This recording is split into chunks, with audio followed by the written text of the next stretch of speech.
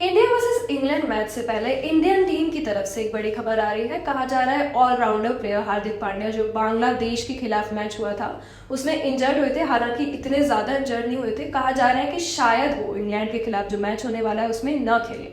बिल्कुल उर्विका, अगर बात करी जाए इंग्लैंड के खिलाफ जो मैच होगा उसकी, तो पहले ये रूमर्स थी, रिपोर्ट्स थी कि हार्दिक पांड्या जो है वो इंग्लैंड मैच से पहले फिट हो जाएंगे, लेकिन अब ये खबरें आ रही हैं कि शायद जो है वो ऑलराउंडर हार्दिक पांड्या इस मैच को मिस करते हुए नजर आए। एक स्टेटमेंट है और ये स्टेटमेंट क्रिक नेक्स्ट को मिली है। अब क्या है ये मैं पढ़ के बता देता हूं। Yes, Hardik is likely to miss the next match versus England in Lucknow. It is more of a precaution at this stage and nothing serious. तो मुझे ऐसा लग रहा है कि हार्दिक पांड्या अब अगला मैच जो है वो खेलते हुए नजर आएंगे इंग्लैंड के बाद जो भी होगा। बात हम इंडियन टीम की कर रहे हैं तो एक बार पॉइंट्स टेबल पर भी नजर डाल लेते हैं। पहले नंबर पर टीम इंडिया आ चुकी है क्योंकि हमने 4 मैचेस खेले हैं और 4 मैच जीते हैं। हालांकि जो न्यूजीलैंड सेकंड नंबर पे थी अब वो थर्ड नंबर पर आ गई है क्योंकि सेकंड नंबर पे कल के मैच के बाद साउथ अफ्रीका आ चुकी है जिन्होंने 3 मैचेस खेले हैं और 2 जीते हैं। बिल्कुल उर्विका, अगर बात करी जाए, देखिए जिस तरीके से आपने बताया कि 4 मैच हमने खेले थे, लेकिन 5वां मैच जो है वो खेला हमने किसके खिलाफ? न्यूजीलैंड के खिलाफ, और पांचों के पांचों मैच जो है वो जीत लिए हैं। उसके बाद अगर बात करी जाए पॉइंट्स रैली की, तो यहां पर साउथ अफ्रीका नजर आती है, फिर न्यूजीलैंड है, फिर ऑस्ट्रेलिया आती है। पाकिस्तान की अगर बात करी जाए तो वो लगातार पॉइंट्स रैली में अप होने के लिए संघर्ष कर रही है और परफॉर्मेंस भी उनका काफी ज्यादा खराब है। इसके बाद अफगानिस्तान का नंबर आता है, फिर नेदरलैंड्स है, श्रीलंका, बांग्लादेश और डिफेंडिंग चैंपियन जो है वो बॉटम में है। तो कहीं ना कहीं ये पॉइंट्स टैली और वर्ल्ड कप काफी ज्यादा इंटरेस्टिंग हो चला है उर्विका। अब बात हम पॉइंट्स टेबल पे की कर ही रहे हैं तो हम एक बार आ जाते हैं कि इस पूरे ओडीआई में वर्ल्ड कप 2023 में कौन से प्लेयर्स हैं जिन्होंने सबसे ज्यादा रन अभी तक बनाए हैं। तो पहले नंबर पे कल के मैच के बाद आ चुके हैं क्विंटन डी कॉक जिन्होंने 407 रन टोटल अब तक बना लिए हैं। दूसरे नंबर पर है विराट कोहली जो पहले नंबर पे थे, अब वो दूसरे नंबर पर आ गए हैं जिन्होंने 354 रन अभी तक बनाए हैं। बिल्कुल, और रोहित शर्मा की अगर बात करी जाए तो 311 रन के साथ वो तीसरे नंबर पर हैं। चौथे नंबर पर हैं मोहम्मद रिजवान, उन्होंने बनाए 302 रन। और रचिंद्र रविंद्र की अगर बात करी जाए तो वो अब 5वें नंबर पर आ चुके हैं, 290 रन उन्होंने बनाए हैं। तो ये टॉप 5 प्लेयर हैं जो फिलहाल लीड कर रहे हैं। ये पॉइंट्स टैली जो है वो टाइम के संग मुझे लग रहा है बदलती रहेगी और विराट कोहली अब मुझे लग रहा है कि वापस इस स्पॉट को जो है वो पा लेंगे जब इंग्लैंड के खिलाफ मैच होगा। बिल्कुल कपिल, अब हम बात करते हैं विकेट्स की। तो पहले नंबर पर जो है एम सेंटनर जिन्होंने 5 मैचेस में 12 विकेट्स लिए हैं और दूसरे नंबर पर आते हैं जसप्रीत बुमराह जिन्होंने 5 मैचेस में 11 विकेट्स लिए हैं। तो कहा जा सकता है कि अगर वो आने वाले मैचेस में 2 विकेट्स निकाल लेते हैं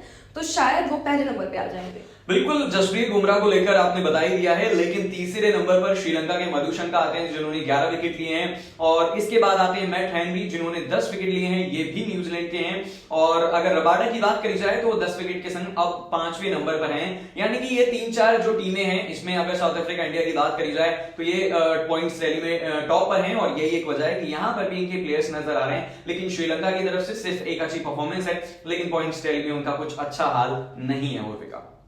अब अगर हम बात करें पाकिस्तान टीम की तो रिपोर्ट्स के हिसाब से कहा जा रहा है कि जो इनके कैप्टन है बाबर आजम उन्हें वो जल्द ही रिप्लेस हो सकते हैं।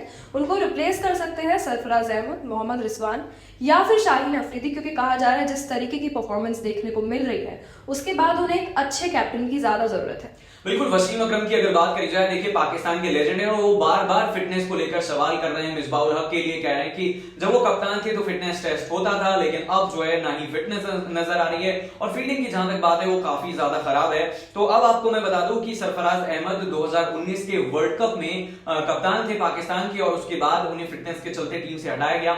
अब रिजवान की अगर बात करी जाए तो उनका परफॉर्मेंस ग्राउंड में तो शानदार है, विकेट कीपर है, तो हो सकता है कि उन्हें कप्तानी उर्विका दे दी जाए। अब बात करते हैं इंडियन टीम की तो सुनील गावस्कर जो है उन्होंने हाल ही में कहा है कि जो विराट कोहली है वो आने वाले मैचेस में अपनी 50th सेंचुरी पूरी कर लेंगे और सचिन तेंदुलकर का रिकॉर्ड भी तोड़ सकते हैं। तो उनका बर्थडे आ रहा है 5 नवंबर को। कहा जा रहा है कि वो उस टाइम पर शायद टीम इंडिया को इतना बड़ा गिफ्ट दे सकते हैं। कहने की बात तो ये है कि बर्थडे उनका है और गिफ्ट पूरी इंडियन टीम को मिलेगा, पूरे देश को मिलेगा।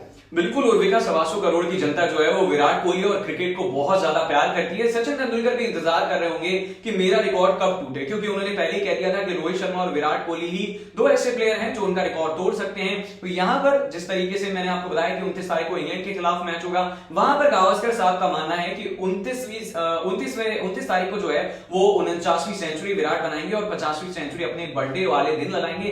अब फैंस को इंतजार रहेगा कि क्या जो सुनील गावस्कर ने प्रेडिक्शन की है वो सही होती है या फिर नहीं।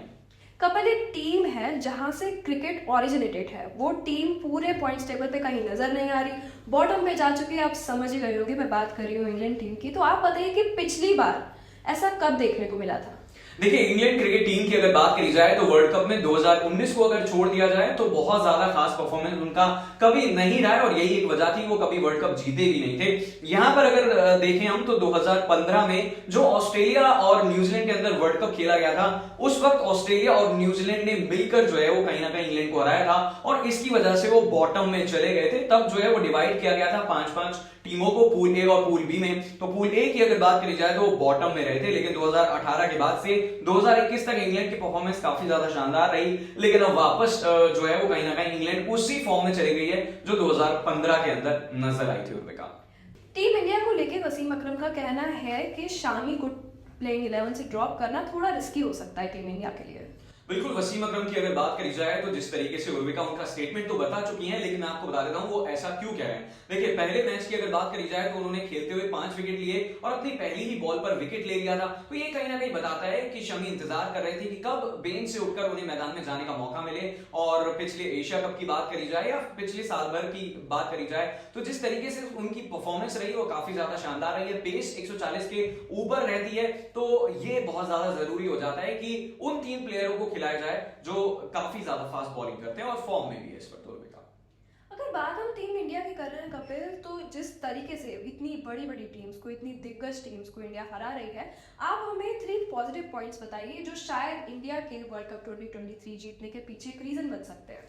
देखिए, अगर बात करी जाए इस वर्ल्ड कप की तो रविंद्र जडेजा वो पहला पॉइंट है। फील्डिंग हो, बैटिंग हो, बॉलिंग हो, तीनों जगह पर तीनों डिपार्टमेंट में अच्छी परफॉर्मेंस कर रहे हैं। ये बात और है कि न्यूजीलैंड के खिलाफ फील्डिंग जो है वो टीम इंडिया की वैसी नहीं रही जैसे हमें अभी तक देखने को मिली है।